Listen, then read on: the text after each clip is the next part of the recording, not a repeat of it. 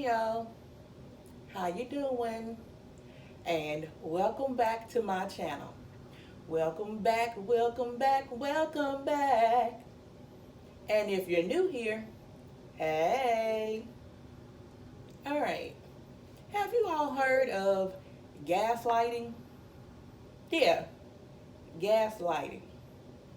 Basically, it's the way that either you're treated or that you've been treating someone else. So after this, try to reevaluate yourself or reevaluate how someone has made you feel. Okay?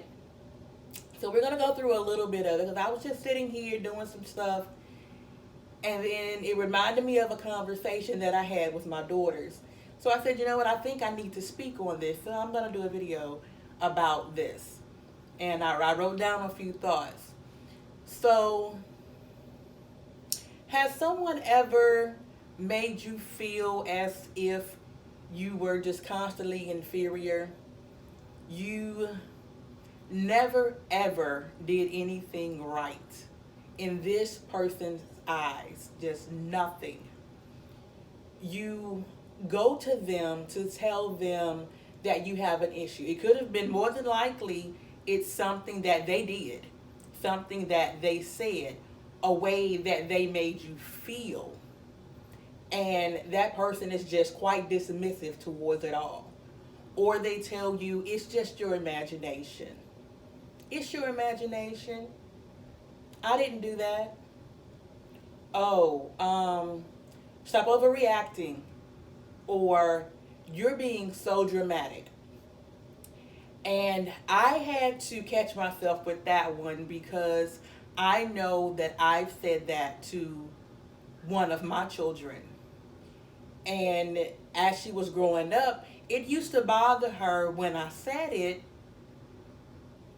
but I never thought to sit up and say, well, if it bothers her so much, how about we talk about it? So it took her some years to just come to me and say, Mom, it bothers me when you say that because I'm not being over dramatic.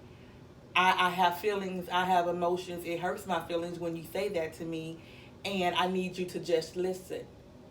I need you to listen when I come with an issue or I tell you that something's wrong. Even if it's small and petty to you, it may be a big thing to me. And I had to apologize for that and understand her point of view. And even another thing, especially parents with our children. I don't know how you've raised yours, but I know that I have raised mine in a much different environment from which I was raised. I raised them in a much different manner from which I was raised. And to me, that should be the aim of everyone. So in saying that, when you say to your child, oh, you'll be all right. That happened to me when I was little. I'm here. Okay. Just because it happened to you and you survived it, you and your child are two different people. You were in a different environment. You were raised by different people. Oh, especially with bullying. Oh, well, I was picked on. Okay. It wasn't okay then and it's not okay now. So don't make your child feel as if whatever they're going through, they should just be able to automatically tolerate it because you did. And I've done that. I've done that in a sense of saying, well, I was able to go to college and get degrees and I had children while doing it. So you should be able to get all of this done without a problem. No, Mom, you were wrong. It doesn't matter if they had kids. It doesn't matter how strong you were. They are different. They are different. And I had to acknowledge that and I had to accept that. Accept them for who they are, not for who I want them to be. Another thing with gaslighting, let's see. You start to question yourself. because you're constantly talking to your parents or a particular coworker or, oh my God, a best friend. And you're telling them that they made you feel this way. And by the time you're done talking to them, they've made you feel as if you really did imagine it. You have begun to question the reality of the entire situation based on what they said and how they made you feel. But you went there with the complete and total truth in your mind, your body, your heart, your soul. Conversing with this person just completely changed it all. They completely changed the narrative to fit them. And so what you started doing, because you realized it, you realized that this person misconstrues everything. So on your way to them now, because you want to be friends with this person, you want to have a healthy relationship with this person. So now before you go to start a conversation with him or her, you start to edit what you say so that nothing that you say can be misconstrued. It shouldn't be that way. It shouldn't be that way. It shouldn't. Having a conversation with someone, especially to pour out your feelings, to let this person know how you're feeling, to let this person know how they made you feel. You shouldn't walk away feeling defeated. You shouldn't walk away questioning the reality of it all. That's not what should happen. Let's see. You basically, a person that's gaslighting, I put them in the same boat with a narcissist. Nothing's their fault. They didn't do it. It didn't happen. No, it wasn't me. Absolutely not. They have a I'm perfect mentality. Yeah, they're perfect. It could never be them. It was never their fault, and you're wrong. You're absolutely wrong, and there's nothing that you can say or do to change that. It's you. It's all you. It's all your fault. And as parents, sometimes we really, really, instead of being able to sit up and say, you know what, baby, mama's wrong for doing that. Mama's wrong for saying that.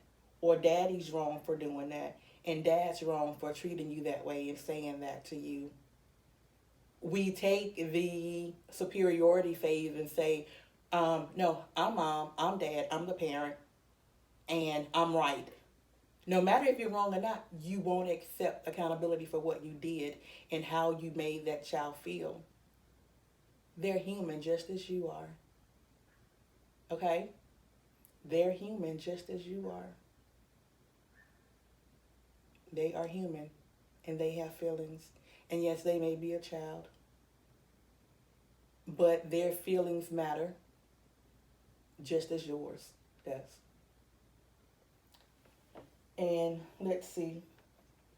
Then we have